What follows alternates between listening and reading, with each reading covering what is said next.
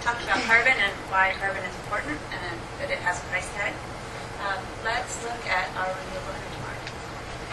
So all the oil companies are talking about their renewable beyond petroleum investments. As it turns out, less than 1% of their capital expenditure is going towards green research and development. So we need to look to outside firms to come up with the technology and develop it, and luckily there are lots of them. Some powers here this evening. Suntech is another solar company. Vestas Wind. Google has created a program designed to make renewable energy cost less than carbon in a short amount of time. So they're still there. And Paul, do you want to talk about how the HIP practices? Yeah, and you can read about this in the Fast Company article, but we've applied the HIP management practices to different examples in the oil industry. And so the one I want to point out here is that Shell is probably the most advanced in looking at, one, how to count carbon internally. They've built it into their budgeting systems. They've built it into their decision making. And in addition to doing efficiency consulting, which they do a lot of in China around these coal facilities actually, they actually have a carbon trading desk as well. So Shell's covering its bets across all of its business, and though they won't officially state what the price of carbon is that they're running, there is a price of carbon that gets built into every decision that they make around capital expenditures. And if you go online, there'll be more details about this too. Aside from the oil companies, there is a huge amount of investment going into renewable energy. Right now, wind power is the biggest source of actual energy in the renewable sector, but solar is receiving the most funding, and all of it taken together is going up. The top four since 2002 in growth are solar, grid-connected solar, not people putting solar panels on their house to heat their pool, but actual big grid-connected solar, biodiesel, wind, and geothermal. Some of the firms attracting attention in the private sector, VC funding went to, in 2007, $3.4 billion went to renewable firms. I won't go through all of them, but some of the interesting ones, alternative, you'll see it includes nuclear, so the number is a little higher than you might expect. Amyris is in the East Bay. They're doing some really interesting development of biofuels. Solar received $600 million in venture capital last year. There are also a number of public companies that are on the stock market. Goldman Sachs published a sustainable list of companies, and these companies were included in their analysis.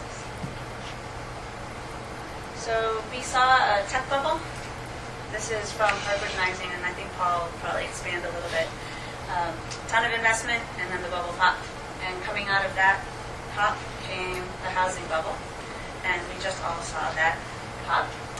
And there's a lot of components of the renewable and alternative energy market that look ripe for a bubble. So that's something to think about. I don't know if you wanted to add more on this. No, definitely search out the Harper's article. It's about 8 pages, very insightful. And this is more of like a top-down view of sort of the psychology of markets. And so how does the psychology move? Less so than the fundamentals. So we put it out there as risk to consider.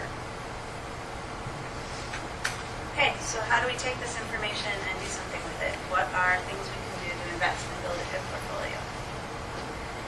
This graph takes a look at 3 different funds in 2007 against the S&P 500.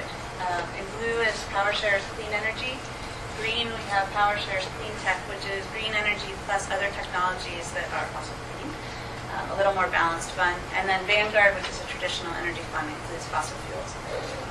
The most interesting part of this is that all 3 funds outperformed the S&P 500 in 2007.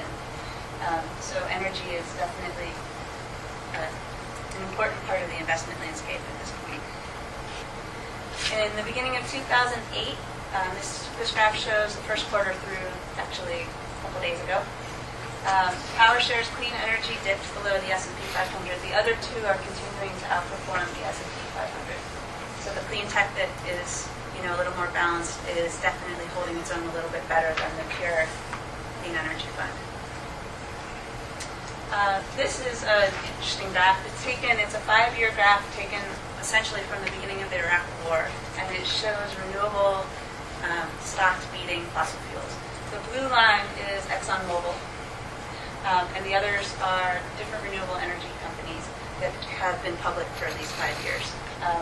The exception is the fuel cell company did not perform as well as ExxonMobil, and main reason behind that is there's been no major breakthroughs in the last 5 years in fuel cell or battery technology. So that's a limitation in the renewable market, but hopefully something. Is that stock price only or total returns? It is returns, I think. It's returns. So at HIP, we look at five areas when we address whether a sector is HIP or not as far as investing. Renewable energy does well in all 5. Health, it improves human life by improving air quality and land quality. Wealth, we've talked about the returns on an investor side, but it also, as the market grows, there are going to be more jobs and higher income. Earth, it's the big one, it reduces carbon emissions, which will benefit everybody.